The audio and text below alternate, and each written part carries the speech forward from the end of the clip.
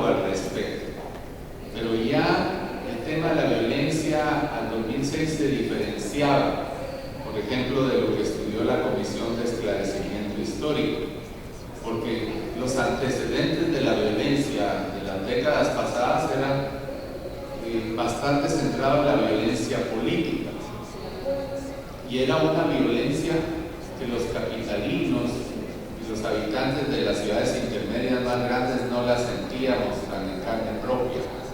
Esta violencia estaba muy centralizada en el occidente del país. Inicialmente en los años 60 había estado en el lado oriente, allá por Zacapa, Chiquimula, el río Motagua, y luego pues ya sabemos toda la historia de la región Ixil, de Huehuetenango, áreas importantes de Chimaltenango y el sur del Quiché. Estos eran los antecedentes de la violencia política. Pero nosotros comenzamos primero a trabajar con una metodología que ya estaba muy estandarizada en el mundo, y un antecedente inmediato que habíamos tenido era un estudio de la Universidad Católica de El Salvador, la UCA, muy conocida en Centroamérica, y tomamos esa metodología y comenzamos a trabajar con datos del Instituto Nacional de Estadística, de la Policía Nacional. Yo afortunadamente había estado trabajando también en una consultoría con el doctor Portocarrero, seguramente ustedes lo conocen, que es director del patronato de Roosevelt, Carlos Portocarrero y Anabela Montiel, que habíamos estado trabajando en temas organizacionales y utilizamos mucho datos de Roosevelt, del Hospital San Juan de Dios.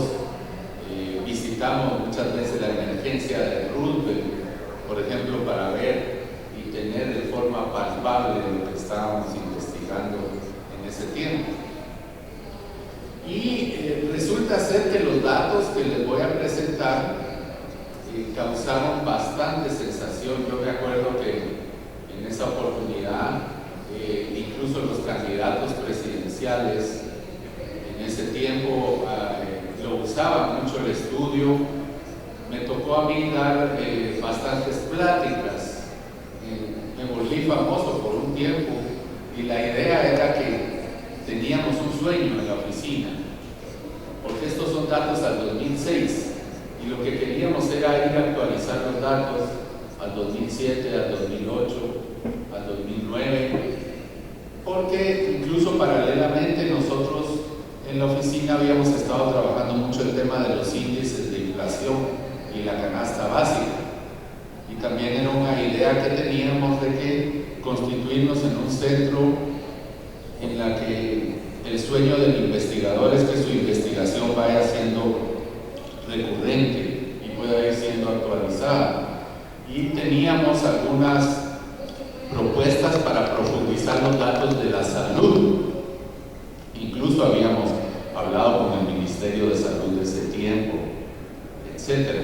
Pero sin embargo, esto ya no se pudo continuar, aun cuando me tocó participar incluso en la UNAM de México en un seminario sobre los temas de violencia junto con Flaxo Ecuador, ¿verdad? Que Flaxo Ecuador, que es tal vez la Flaxo más fuerte de América Latina, con mucho apoyo del gobierno, entonces también tiene un área de violencia.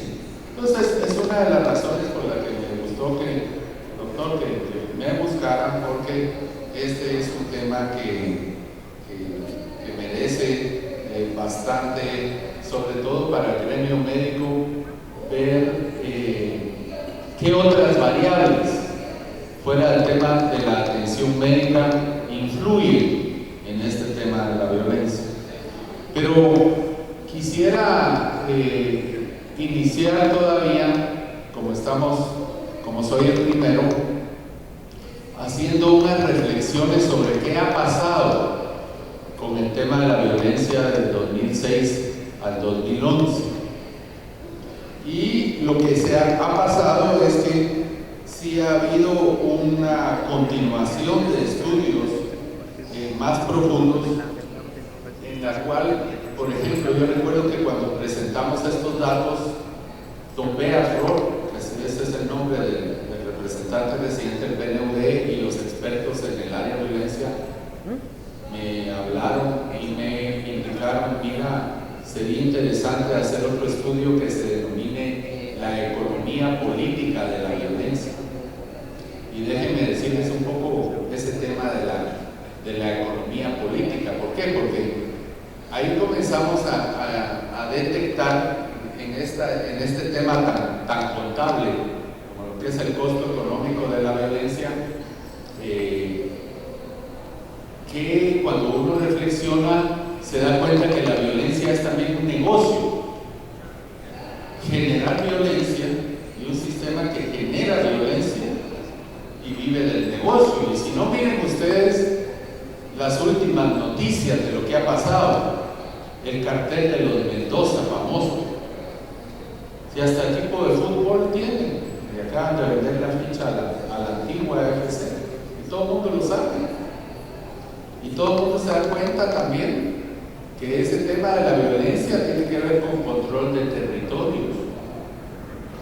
Y si vemos a nuestro hermano del norte más grande, porque como que somos a imagen y semejanza de este país del norte que tenemos y que tenemos que estudiarlo mucho, lo que está pasando en Guerrero, ¿verdad? Es ya un tema que va más allá de una visión médica o una visión de salud o una visión contable de la violencia, y eso ya estábamos reflexionando en ese tiempo, ¿verdad? Recuerdo también, figúrense ustedes, que cuando yo presenté el estudio fue allá en el Hotel Intercontinental, y era un cuarto como un poco más grande que este y estaba repleto el cuarto, pero me llamó la atención que los que estaban en primera fila eran todos los servicios de seguridad israelí y una serie de agencias de seguridad privada. Estaba también la embajada de Israel, ahí el embajador de Israel.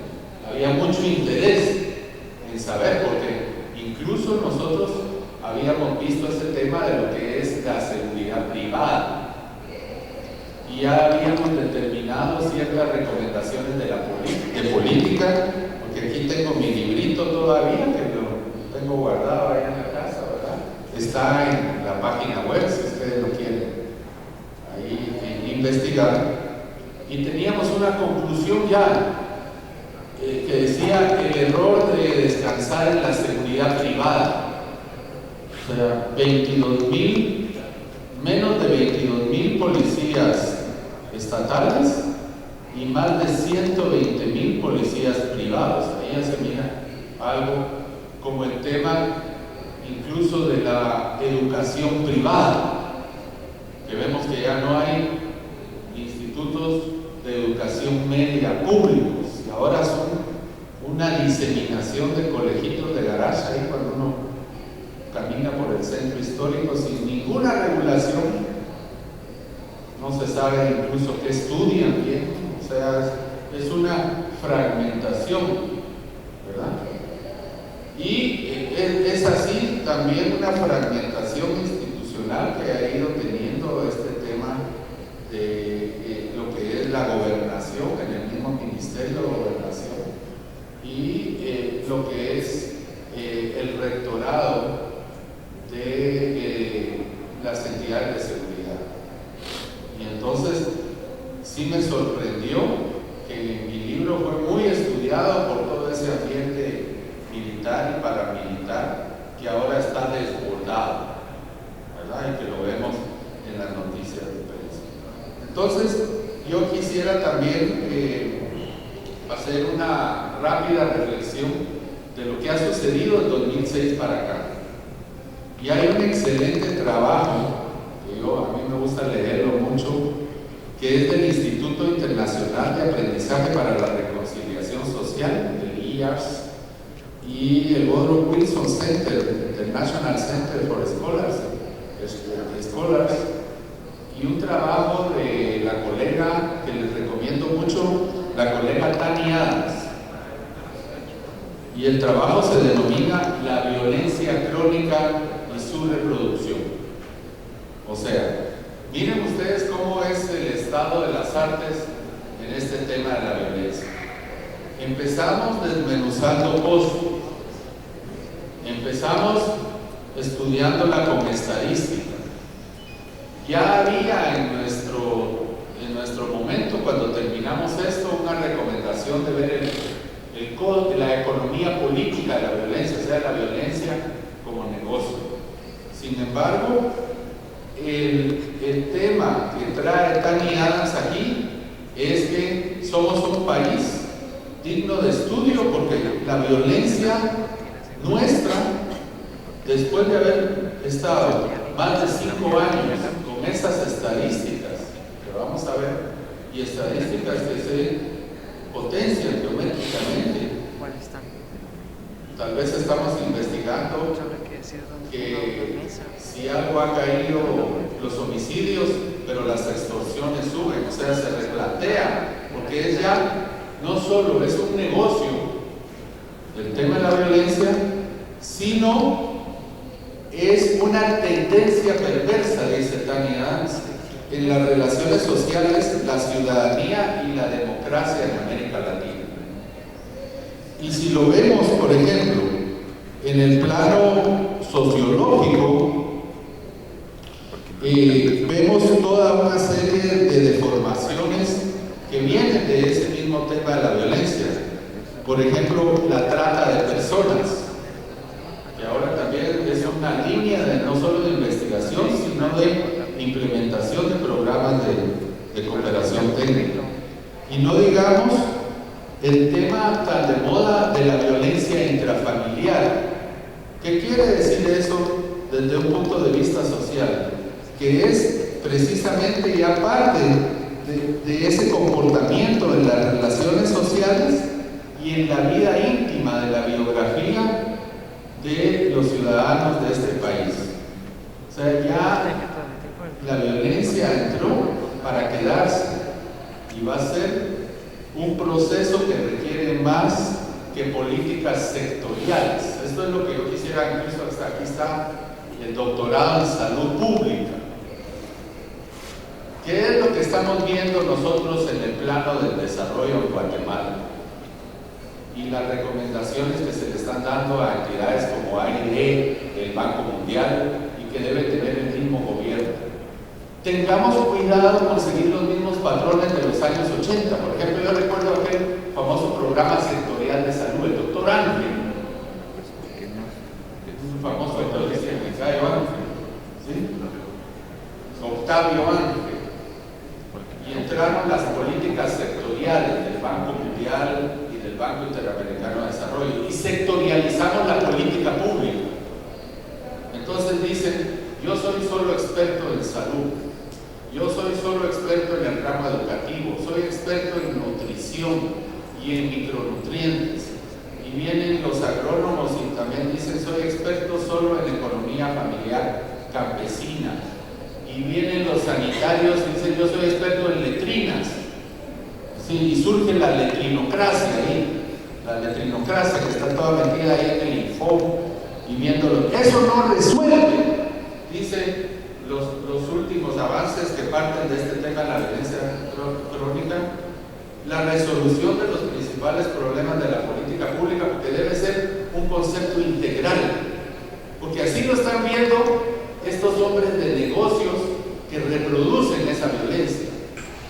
Y si no analicen el giro de los negocios de esta última gente que ha sido capturada, estos últimos carteles en Huehuetenango, San Marcos y ahora en Morales y Zavala, ellos van de Fórmula 1, mientras nosotros vamos en carrera de bueyes, tratando de únicamente la contención en el ramo de gobernación. Ellos están en todo el giro de negocios que tiene que ver con el control de los territorios. Entonces ahora, si nosotros adoptamos una óptica integral, tenemos que ver mucho el tema de territorios, movimientos sociales y el Estado de Derecho.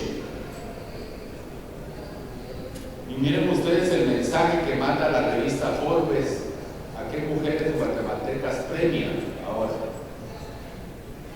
¿Y cuál es el mensaje? La revista Forbes es la revista de la Catedral de los Negocios de Wall Street. ¿Y qué mensaje está mandando para Guatemala? Señores, si quieren mercado, no es ese mercado de tercera o cuarta categoría. ¿Cómo va usted poder hacer negocios en Morales y Zabal con esos grupos paralelos? Y había que ponga un hospital de primera categoría como el que pusieron en Quiché. No va a solucionar el problema de la violencia. Es un tema de Estado de Derecho. Es un tema que tiene que ver con corrupción. Entonces, yo quería dejarles como este preámbulo, porque decirles que lamentablemente yo no me pude graduar como un experto en violencia, porque en consultoría la presentamos y quisimos seguir especializándonos en ese tema, pero no hubo fondos para ese seguimiento, entonces tuvimos que hacer otras cosas en la vida.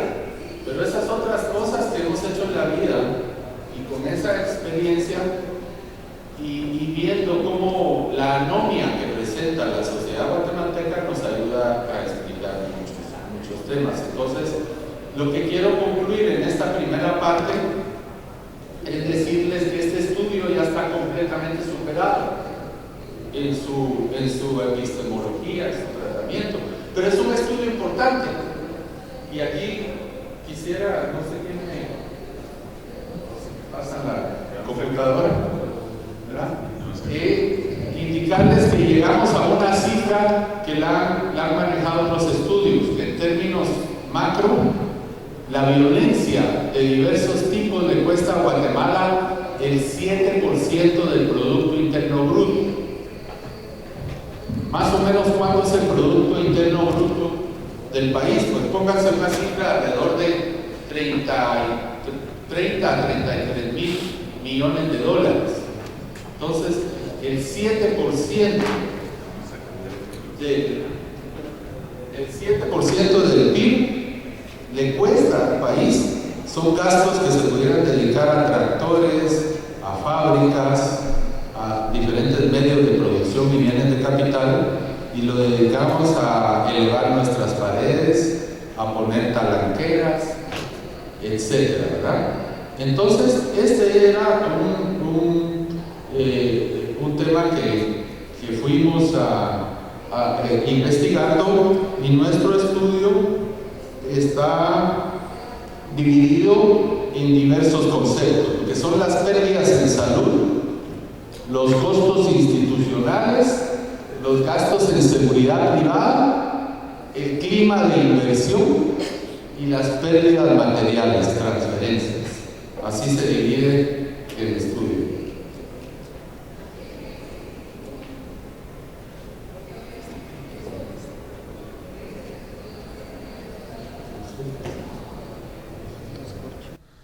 Ok. Entonces, ¿cuál es la importancia aquí? La variable de mayor peso en estos rubros es precisamente en el sector de salud. ¿Sí? Y esto tiene la atención de la emergencia, que son, por ejemplo, gastos tangibles que le denominamos, sino hay una serie de secuelas. Y para de alguna manera medir esas secuelas, nosotros adoptamos una metodología bastante conservadora, porque esas secuelas son difíciles de medir, porque hay un daño emocional que sufren las víctimas. Pero déjenme decirles que el monto total, incluyendo pérdidas en salud y gastos institucionales, al que nosotros llegamos en ese tiempo, imagínense la cifra del 2006, pónganle ustedes a eso un incremento de por lo menos un 5% año por año, pero lo que gastábamos en ese tiempo, solo en temas de violencia, en emergencias, en gastos diversos de contención de la violencia, eran 17,000 millones de quetzales. ¿Cuánto es el presupuesto del sector salud, por ejemplo? Mucho más que los presupuestos en gasto social. ¿Y a quién le está quedando? Es que ahí es donde viene el tema de la economía política de la violencia. ¿Quién está recibiendo alguna parte de ese gasto? Y ese gasto, ¿cómo se reproduce? ¿Verdad? Ese es el tema importante. Entonces, aquí hay una serie de elementos contables que no me voy a detener mucho, pero se los doy por la importancia que tiene el tema para este congreso y ya también para el gremio médico, ¿verdad? Hay un tema de atención médica, ¿no? Y en el tema de atención médica, yo recuerdo que con los investigadores que estuvimos trabajando, de alguna forma es menos costoso que el paciente muera a que tenga una atención por 3 heridas de bala, ¿verdad? Sin embargo, si el paciente muere, eso tiene un impacto en la familia. Y eso lo medimos nosotros con una serie de metodologías. Yo recuerdo que tomamos la metodología de cuánto valía, una metodología inglesa, entonces cuánto vale la vida de un inglés, ¿verdad? Y eso le descontamos a cómo es, como aquí a veces la vida no vale nada para muchos, entonces es mucho más barato también, ¿verdad? Pero ¿qué impacto tiene en el seno del hogar? Son todos los años de vida perdida, que podría ser, por ejemplo, podría usted tomar el salario mínimo. Por ejemplo, un joven obrero que a los 22 años muere, y entonces usted le calcula ahí su expectativa de vida, y eso le denominamos un costo de oportunidad que tenía para la sociedad. Y eso es muy interesante ahora que estamos hablando mucho en el tema de educación.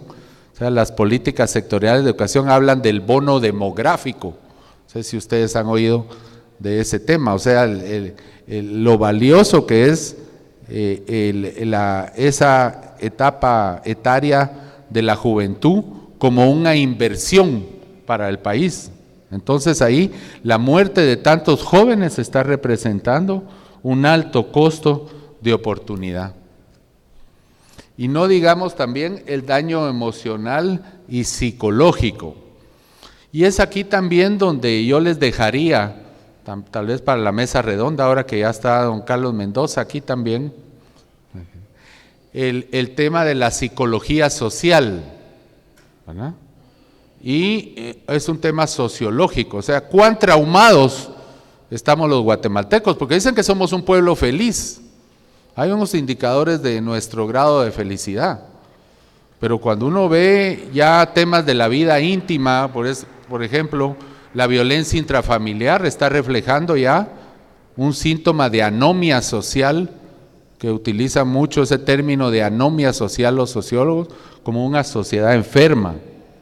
Entonces, imagínense ustedes llegar a ciertas mediciones del daño emocional y psicológico que tenemos. Entonces eso yo creo que nos doblaría el costo en el Producto Interno Bruto. Pues ustedes son expertos y han recibido clases de psicología más que yo, pero es un tema que va muy inmerso en estas categorías sociológicas de la violencia crónica. Nosotros fuimos muy conservadores a este respecto inicialmente en ese estudio. Nos interesaba más ver las estadísticas de los costos directos, ¿verdad? Y entonces aquí hay unos rubros que se midieron en materia de, por ejemplo, la atención médica, que tiene que ver los servicios relacionados con la prevención, el diagnóstico, el tratamiento y la rehabilitación. Y les dejo un tema para discutir también, que yo recuerdo que lo platicamos con la gente del patronato de Roosevelt. Ahí hay una pequeña donación que les da la licorera a la emergencia del Hospital Roosevelt.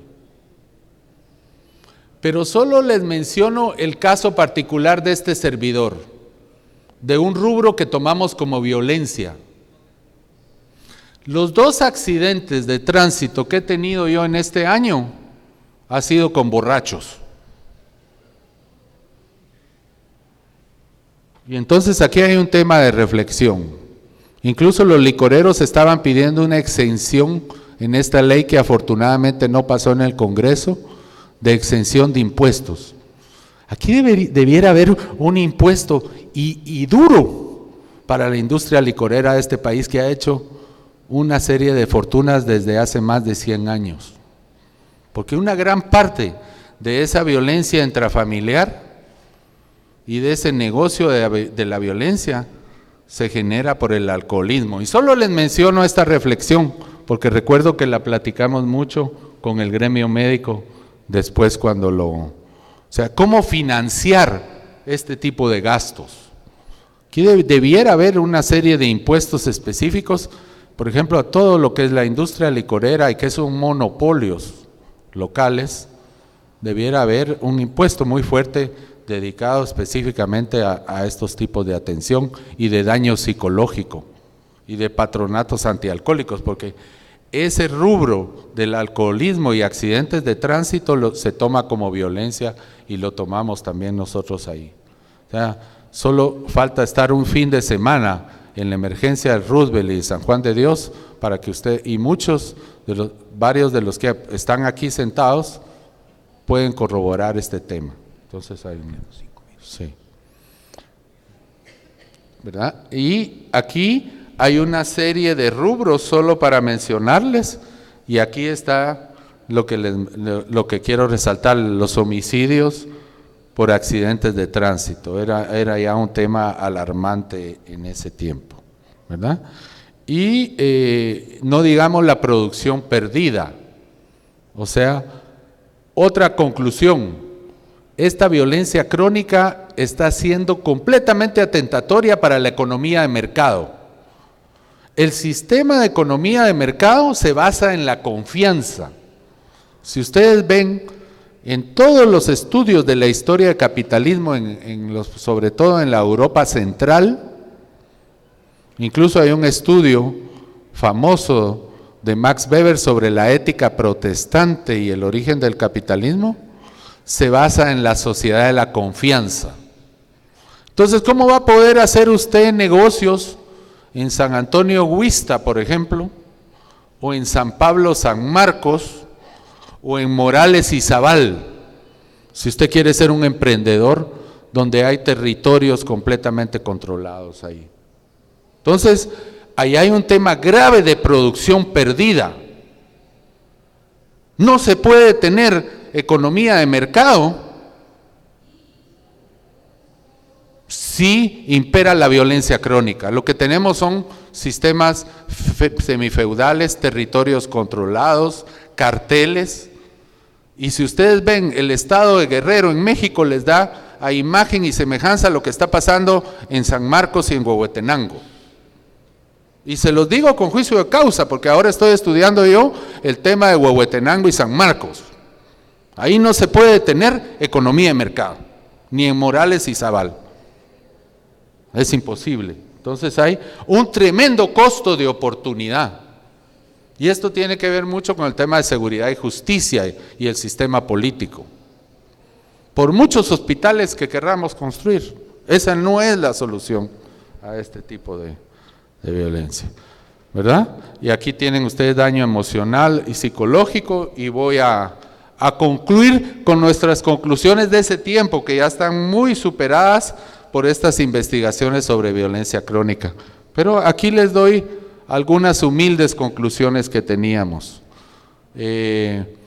Recuerden ustedes que la Facultad de Medicina, al menos como yo la conocí en los años 70, mucho del cambio del pensum, yo recuerdo al doctor Julio de León Méndez y todos esos buenos doctores, era un área social, humanística muy fuerte. No sé cómo estará ahora, pero es fundamental comprender esos temas, sobre todo si está en el ramo de la salud pública. Porque administrar, por ejemplo, el Herrera y Arandi, comparado con el San Juan de Dios, es chamusca, creo yo, el Herrera y Arandi, doctor, no sé.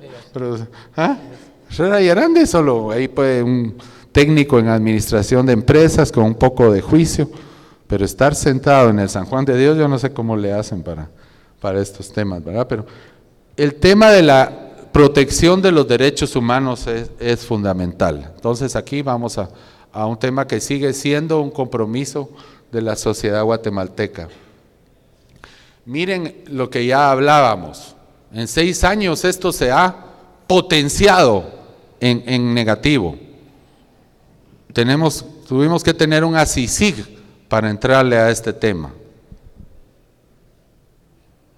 ¿Sí? Y esas eran como básicamente las conclusiones más importantes. Bueno, muchas gracias, doctor Balcells. Ha sido realmente muy interesante su plática y vamos a seguir un poquito con el desfase de que habíamos hablado al principio. Entonces le vamos a pedir por favor al doctor Dorian Ramírez que continúe y después va a ser la clase magistral del doctor Mendoza. El doctor Ramírez es un médico egresado de la USAC, tiene una maestría en Ciencias de la Salud, maestría también en Ciencias Epidemiológicas, director actual del Centro de Investigaciones de las Ciencias de la Salud de la Universidad de San Carlos. El tema del doctor Dorian Ramírez está relacionado con el enfoque epidemiológico del tema que es el que estamos hablando de la violencia. Muchas gracias.